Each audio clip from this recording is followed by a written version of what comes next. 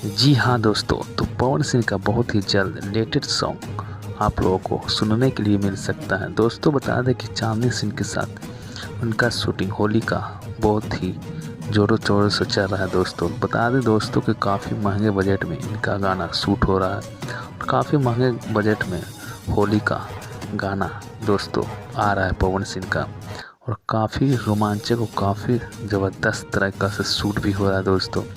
तो आप लोगों को बहुत ही जल्द आप लोगों को सुनने के लिए मिल सकता है पवन सिंह के पावर स्टार कहे जाना पवन सिंह को धमाकेदार सॉन्ग। इस बात की ब्रेकिंग न्यूज़ है दोस्तों कि आप लोगों को मिल सकता है सुनने के लिए। और पवन सिंह को दोस्तों बता दें कि पवन सिंह को अब एक टाइम पे गाना नहीं हो, क्योंकि खेसारी लाल के आगे और पवन सिंह का पीछे, या तो पीछे खेसारी लाल का या तो आगे पवन सिंह का, क्योंकि एक साथ दोनों का गाना आप लोगों को नहीं मिल सकता दोस्तों, क्योंकि कंट्रोवर्सी के चलते दोनों आगे पीछे गाना लॉन्च करने जा रहे हैं।